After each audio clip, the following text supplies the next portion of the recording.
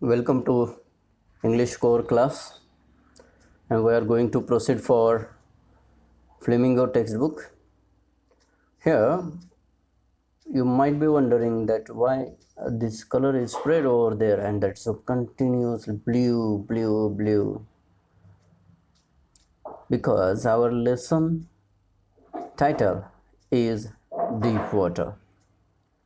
There is one boy in who is trying to learn swimming. It's about learning the swimming styles. Now here we can see what are the things included in deep water. The first one is about aquatic plants and fish. Many different colored fish are included over there. In the second picture we will see jellyfish. Then third, fourth and fifth picture we will see how the people are doing the deep diving at some coast or inside deep ocean, where there is a little safer side to continue this deep water. So the title of our text is Deep Water by William Douglas. Now let us see more information about William Douglas. Here you will see two photographs of him. One is at young age and one is at old age. William O. Douglas, who was born on October 16, 1898, and he passed away in January 1980.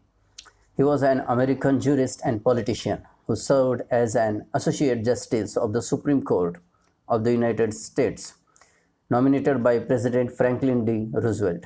Douglas was confirmed at the age of 40. I repeat, at the age of 40, one of the youngest justices appointed to the court. His term lasting 36 years and 211 days, nearly 37 years from 1939 to 1975, is the longest in the history of the Supreme Court. Time magazine called Douglas as the most doctrine and committed civil libertarian ever to sit on the court. He says, I worked among the very poor, the migrant laborers, the Kinanos and IWWs who I saw being shot at by the police. I saw cruelty and hardness, and my impulse was to be opposed in other developments in law. So he has chosen purposely the law field and aggressed in it and reached to the highest post. This is important to know because author's background will give you more insight to look into the text. Now here is some introductory information about our text. In this deep water story, Douglas talks about his fear of water and how he finally overcomes it with strong willpower, courage, hard work, and firm determination. Once he took courage, the fear vanished. That shows most of our fears are baseless. Fear creates dangers where there is none. The writer's experience further confirms the proverbial truth: where there is a will, there is a way. So it's very well-known proverb: where there is a will, there is a way. There are so many things in our life happening around us. If you are willing to do it and you have strong determination towards the thing, you will surely do it. Where there is a will, there is a way. In one sentence, the text can be summarized. The story Deep Water tells us how the writer overcome his fear of water and learned swimming with sheer determination and willpower. Let us see the summary and the text in short. Douglas had developed a terror of water since childhood. When he was 3 or 4 years old, the writer had gone to California with his father. One day on the beach, the waves knocked the child down and swept over him. The child was terrified, but the father, who knew there was no harm, he laughed and laughed. But the child was very much frightened. The experience bred a permanent fear of water in the child's subconscious mind. Still another incident more serious increased his terror. This is called as phobia. The writer was trying to learn swimming in the YMCA swimming pool in Yakima. One day, while he was waiting for other boys, a big boy suddenly played a dangerous prank and pushed him into the water. The writer was terribly frightened. He went down 9 feet deep into the water. When he reached the bottom, he jumped upward with all his strength. He came up, but very slowly. He tried to catch hold of something like a rope, but grasped only at water. He tried to shout, but no sound came out. He went down again. His lungs ached, head throbbed, and he grew dizzy. He is not understanding what is happening to him. He felt paralyzed with fear. All his limbs were paralyzed. Only the movement of his heart told him that he was alive. Again, he tried to jump up, but this time his limbs would not move at all. He looked for ropes, something to hold on, ladders, water wings, but all in vain. He had caught only water.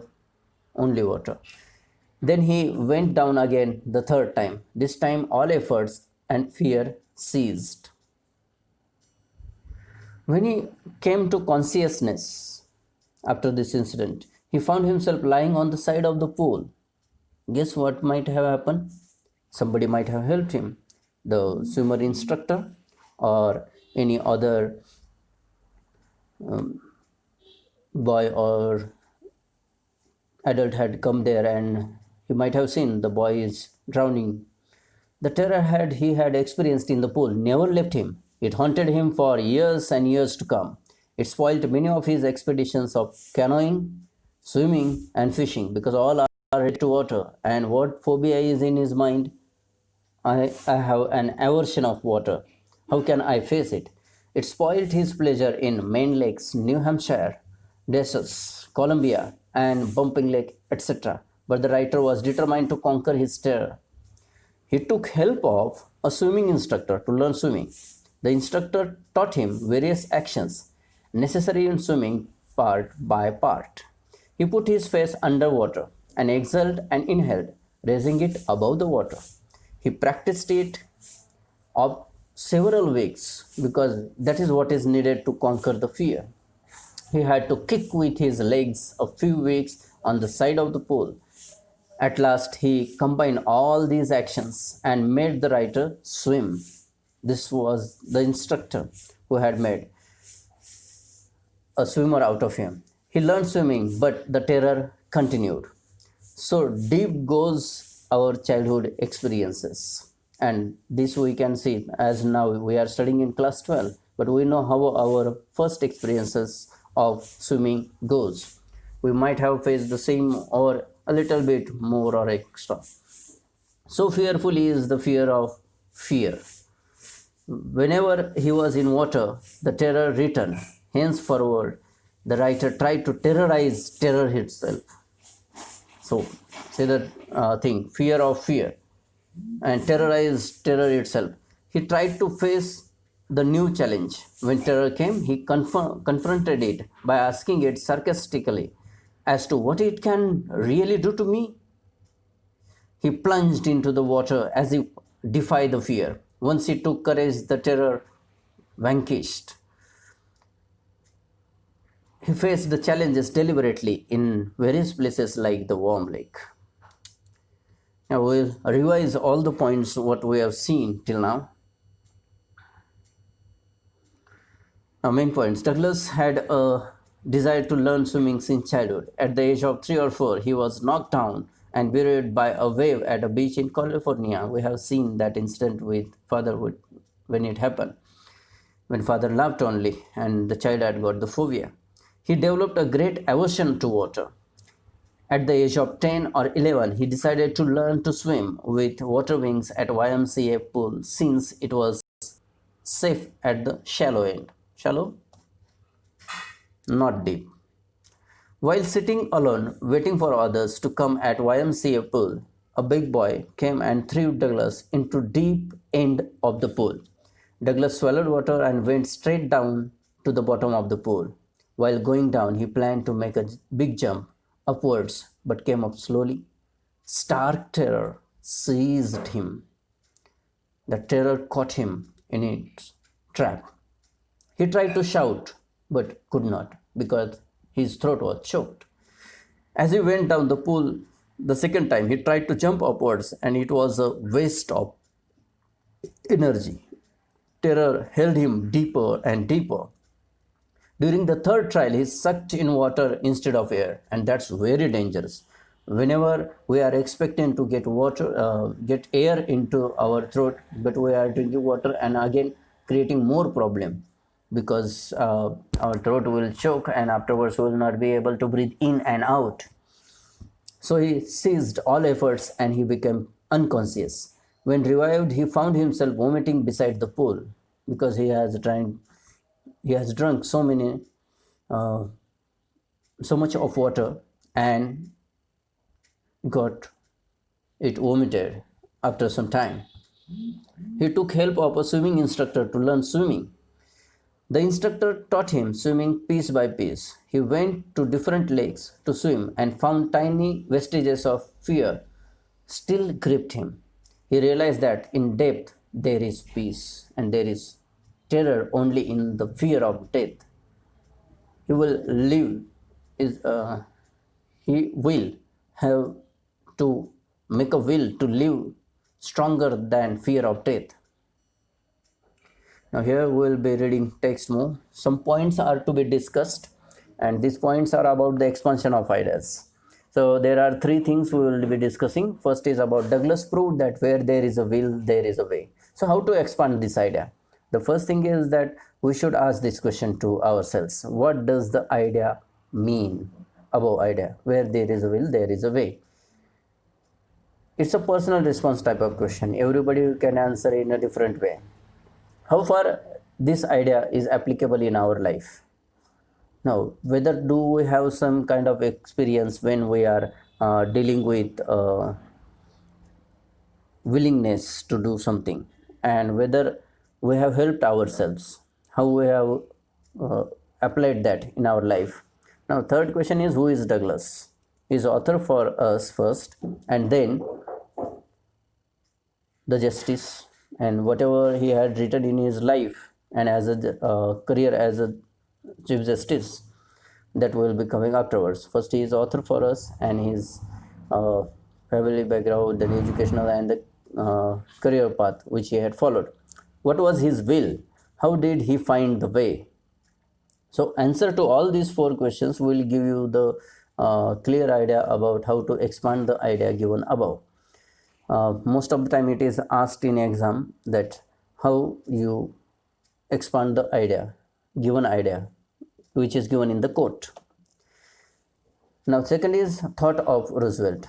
So Roosevelt, Franklin D. Roosevelt, whom William Douglas had served as a chief consultant. Also, he had become friend of his and both have got intimate friendship with each other. What was his thought and how Roosevelt and Douglas are connected in the respect of this willingness and determination. Now, third is if we surrender to our fears, they overpower us. If we face them, they fade away. So, in order to expand this idea, we should try to analyze what is fear first. Everybody, as per the own understanding and experiencing of fear, can be expressed over there. What are general fears? Fears of children, fears of boys, fears of girls, fears of adults, fears of aged people, fear of nature. What do we do to fears? Do we surrender ourselves or do we face them? That is important. And how do we face it? So the answers for all these questions we will be giving the expansion of idea which is stated above in the very first sentence of the block which is given. So these many things we need to study. And here at this juncture we should know what is the strong willpower and determination and hard work will succeed us. Hope you have enjoyed this lesson. Please do like, subscribe, and share my channel. Do like it and subscribe it.